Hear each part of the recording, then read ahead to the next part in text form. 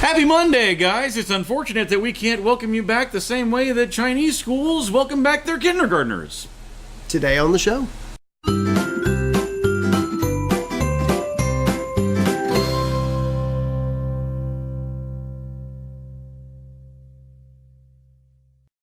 Good morning, scallywags. Hope you guys had a good weekend. Good was a relative term. Yeah, I feel like we were just here. Well, we were just here. We were just here, yeah. And we did bad things to our bodies, remember? Yeah. Thank you guys for those of you who came out for our 300th episode. And for those of you who didn't, why? I feel fine. I don't know about you. I feel fine. A little upset stomach, but it's okay. It's okay. It'll pass. I know. But we're back with what you might have missed because, well, that's what we do on That's Mondays. what we do, yeah. I figured you guys knew that by now. So, yeah, what you got? Well, how about this?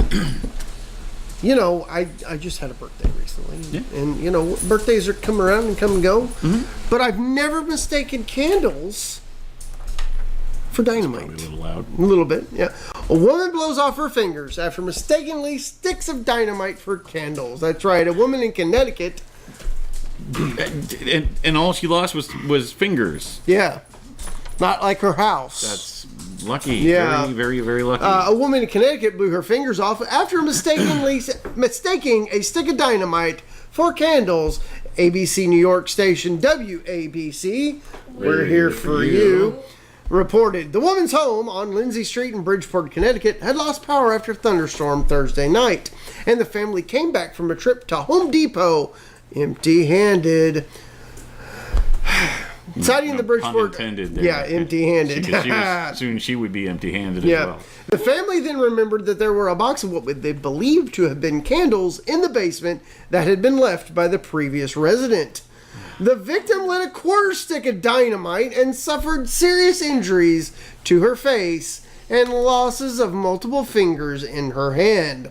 The woman, in her 30s and the mother of 2 children, was transported to a local hospital after her accident. Neighbors heard a loud explosion inside the house, and the woman's entire family, including a small child, was home, but no one else was injured, according to firefighters. So you would expect to see, like, neighbors... Okay, let's go back up a second. So, like, neighbors heard a loud explosion inside the house. The woman's entire family, or at least pieces of them, went flying everywhere.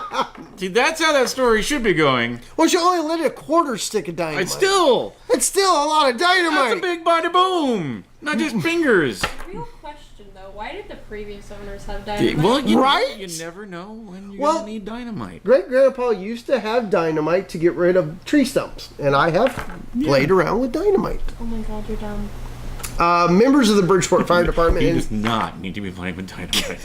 Connecticut State Police removed another dynamite device from the home, later detonated and disposed of it, according to WABC. Other homes in the area were also searched as a precaution, although it is illegal to possess dynamite, fireworks, and firecrackers in Connecticut. Charges are not expected to be filed since the family had no prior knowledge that they were in possession of the explosive devices. You're gonna have to tell my friend in Connecticut that this happened. She'll probably be like, Yeah, I call that luck. That's pretty much That's luck. Yeah, it doesn't take much to destroy a tree stump. Yeah. Well, going from a not too bright woman to who is possibly the coolest woman on the planet. Now wait a minute. We had a cool granny. This lady's awesome. Okay. And I mean, I almost saved this for my main story today. We had the beer chugging granny. Okay. Mm-hmm. Yeah. We had cool. We had the 2 old guys who skipped out on retirement home to go to the metal concert. Also cool. Does this one trumpet? It's right there, pretty parallel. Pretty parallel. Okay, then I'll allow it. Go ahead, sir. Japanese woman, 83, dubbed world's oldest club DJ. Wika. It's just awesome. more like pika pika pika. Aha, I see what you did there, Kat. An 83-year-old Japanese woman has been announced by Guinness World Records as the world's oldest professional club DJ. Sumiko Iwamura, 83, a.k.a. DJ Sumirock, said that she decided to attend a DJ... Sumi Rock, yes. DJ Sumi Rock. Said she decided to attend a DJ school at the age of 77 and soon discovered she had a talent for it. Iwamura, who owns and works in the kitchen of a Chinese food restaurant, has had a regular DJ slot at Dika Bar Z in Shinjuku, but her talents have led to guest gigs at exotic locations including Paris and New Zealand. She told Guinness World Records that DJing isn't all that different from running her restaurant. You get feedback from your customers quickly in both cases. She said that if you're playing tracks and they don't like it, they're going to leave the floor, start drinking at the bar. But if the tracks are danceable, then they'll stay on the dance floor, they'll dance their hearts out. Restaurants' customers are the same. If it tastes good, then they look happy and they'll tell me that they like it. For me, it's easy to work out how people are feeling in both cases, she said. Now, take a look. Cass has pulled up some photos. Yeah, we've got pictures already. Oh, yeah. wow. And she is awesome. She's flipping off the camera. Yeah. I aspire to be this lady. Awesome. I want her to be my grandma. There's video even.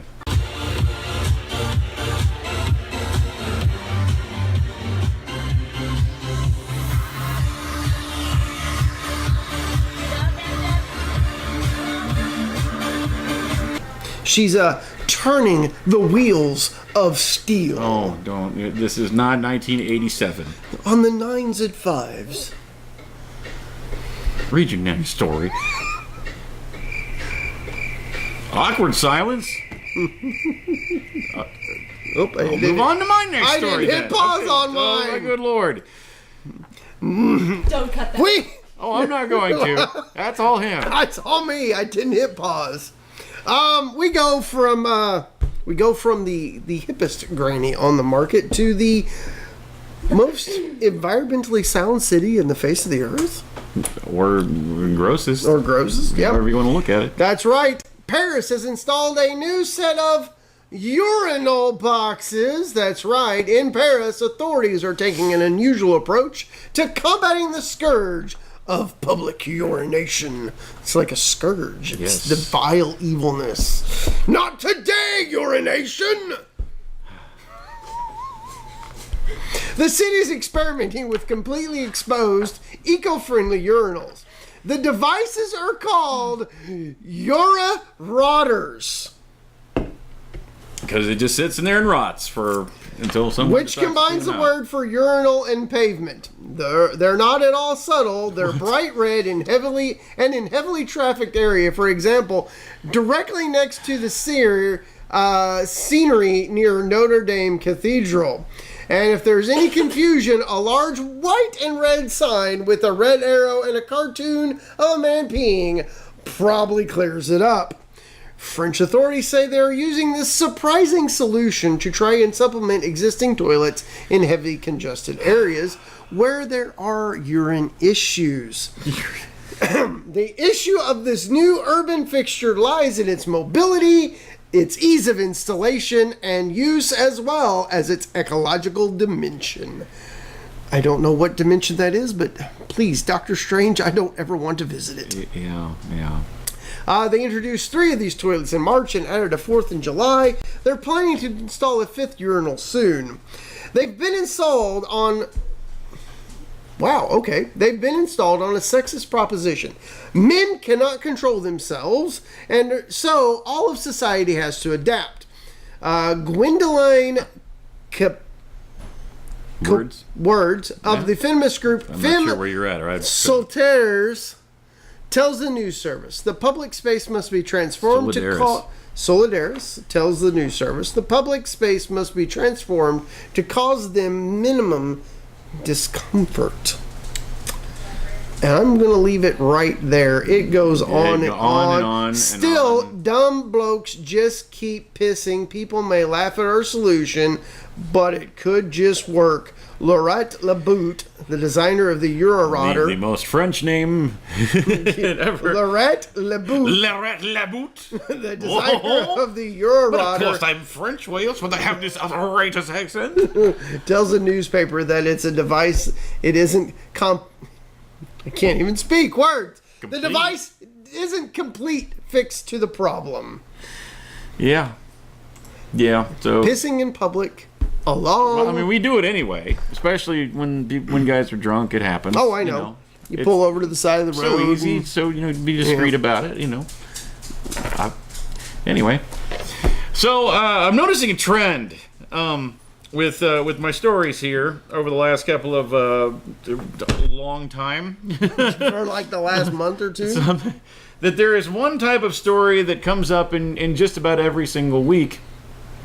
And guys, I'm begging you, please stop doing things to your genitalia so that I can stop reporting on it.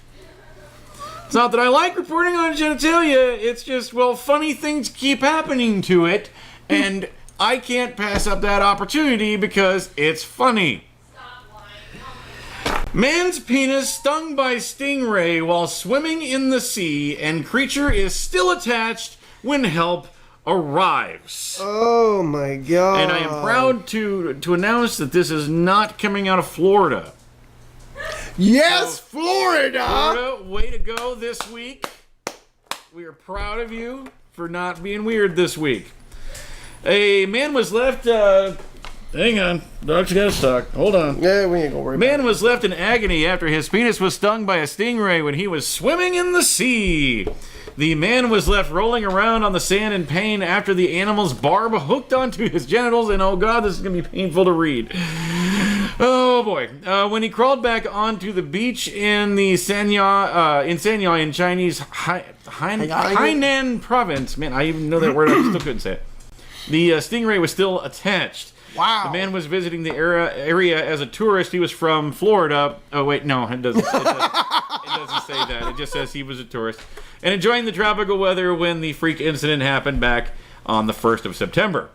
Oh, God, is that a real picture? Yeah, that's a real picture. Yeah. Oh, sweet Jesus. And a video of him shows him lying on the beach before the emergency services rushed to help him. However, they did not have the appropriate tools to hand, so they had to improvise to fully remove and unhook the spiny tail from the man's penis. I have yet to look for this video, but just in case, here. Now that you want to watch it. Lấp nang mờ bè ung nam lang xuất ra hép nâu mơ ta. Timid. That was so timid of you. Oh, I didn't know if I would find it or if it was even worth watching or. Well, of course it would be worth watching if you find it. Yeah. There's someone definitely having the worst week. Onlookers crowded around him to watch the events unfold, and some bystanders had their smartphones out to Of film or course take they pictures did. of the unfortunate incident. In the end, the emergency services managed to release the tail. Everyone, hold on. Oh. Yeah, although he is clearly in pain, the man is able to stand immediately afterwards. Of course he is, because he's like, I gotta run this off. However, he went with the paramedics to the hospital for a checkup. Witnesses claim that the stingray died on the beach. Oh, come on! He got human poisoning. And the video has racked up over 5 million views already. Well, I'm sure you can find it then. Yeah. Everybody, now Chapo! El Chapo! El Chapo's in the house! Sit somewhere else, 'cause I'm sitting here. Oh, man. Oh, and she's got another sock. Let's move on quickly. Well, from that unfortunate soul to another. Yeah. Cop arrests the bank robber. That's everyday news, right? Sure. Yeah. But then they discover that he's the deputy sheriff. Oopsie. Yeah. A Davidson County Sheriff deputy was arrested and charged for robbing a bank on West Main Street in Rockwell, North Carolina. New Carolina. New Carolina, in North Carolina. Deputy Jeff Anthem calmly walked into the bank without hiding his face from security cameras. He showed the teller his firearm and said, "Give me $1,000." Anthony, who was prosecuted, says his PTSD and depression, was arrested just 4 minutes after he committed the armed robbery. In addition to working as an officer, Anthony also had worked as a private contractor for Blackwater in Iraq and Afghanistan. Every time you say Blackwater, I thought you were meaning like... Oh, Blackwater. No, keep on rolling. Yes, I said the moon. Won't you keep on shining on me? Anyway. According to the court documents, Athy built a concrete bunker in his mother's house, outfitted with bells and cans to alert him. She just Lord. went over the buffet. The dog is going absolutely insane right at the moment. So if you're hearing things crashing in the background, it's okay, we're fine. wow. Just El Chapo came into studio We need and to keep filming on Thursdays, and Yeah. this is weird. Davidson County Sheriff David Gracie said HIPAA laws would not allow the police department to know about the severe mental health problems of Athy, even though he carried a gun and regularly interacted with people as part of his job. We would not know about any mental health issues unless it manifested itself around here, because he has the ability through our employer's assurance program and our insurance carrier to go to mental health treatments, and we wouldn't be informed about it. Prosecutors also said, and he had worked part-time over the Christmas holidays as a security guard at the bank, which is in violation of the county sheriff's policy. What in the world are we doing? That filter just caught on something. Yeah, They won't be able to see it. Oh well, the filter is Caught on something. it's catching a face that isn't there. So that's We haven't done a thing. In Well, a let me while. tell you, off camera, I'll tell you what happened last night. That Well, occurred. we'll talk about this more tomorrow, Yeah. or sometime this week. Sometime this week, sure. Thursday, actually. So yeah, I mean, he was mentally unstable and carried a gun and demanded payment, and well, Yeah. I feel we've devolved this Monday. This has been kind of a train wreck. It has been a train wreck, yes. Yeah. Just like my life. So welcome back, Scallywags. Yeah. Hey. So earlier I mentioned it's a shame that we can't welcome you guys back the same way that China has and welcomed back their students. Right? I wish they would have welcomed us back like that when we were in kindergarten. Right? Because a pole dancing act has welcomed children and parents back to school in China. Yep. That was not PTA approved. Parents attending a back-to-school ceremony at a kindergarten in China were shocked when a pole dancer took to the stage and began to perform. The woman wearing black shorts and a black crop top can be seen in a video running her hands over her thighs before swiveling around a flagpole. Small children and parents can be seen watching and standing next to the stage during the performance on Monday. This past Monday. Journalist Michael Standard, whose children attend the school, shared videos online and wrote, "Crazy. We're trying to get them out of there and get our tuition back." He alleged a number of adverts for a pole dancing school were at the kindergarten and speculated that the principal had been paid to display them. They also had a bunch of adverts out for a pole dancing school. Most likely, that's the exact same sentence. It's literally listed twice. They just quoted it once. Yeah, like the first time they mentioned it, the second time was actually a quote. But why it's there twice, I don't understand. In another video uploaded by Mr. Standard, a woman can be seen dancing suggestively.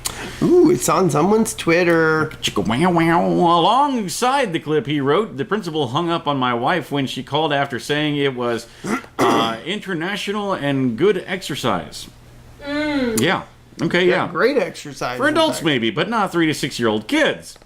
The head of the kindergarten has reportedly been fired over the bizarre incident by the education authority in the Chinese city of Shenzhen. The performance was denounced by the local education bureau, who issued a social media post warning other kindergartners against inappropriate behavior, or under kindergartens, not kindergartners, against inappropriate behavior.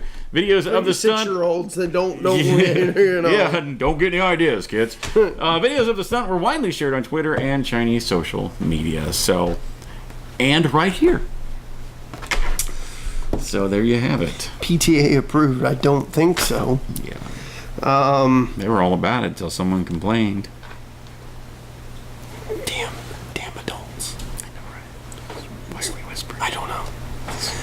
Hey, you got something we might have missed? Go ahead and put it down in the comments below. Make sure you guys continue to check us out on Facebook, Instagram, and Twitter. Hopefully, the remainder of this episode doesn't continue to drag on and derail like the previous part is. Yeah. Hey, you know what? We have merch, guys. That's right. We have merchandise. And if you go right there, Oh, man. I know, right? Give me a heads up I'm next sorry. time. My apologies on my apologies. You can get your own the show swag. That's right, and we only need 3 things from you in order to get that ball rolling. 1, we need the size of shirt you need. We need the color of the shirt you need. And we need the color of the text that you need. And that's right, and we can get that ball rolling for you. Short sleeve shirts are only $20. Long sleeves are $22. And you know what? It was kind of chilly this morning. Oh, I'm glad I had my hoodie. That's right. And then you can get one of those for $25. That's right. Just shoot us a private message there on that Facebook letting us know those things, and we will get that process started for you. Meanwhile, make sure you guys continue to comment, like, share, and subscribe. And we'll see you back here mañana. Hey, I'm Spoo. And I'm D. You know, high school was a really long time ago. Yeah, it was. So this is how we feel about your Facebook drama. And this is your Russian clip of the day.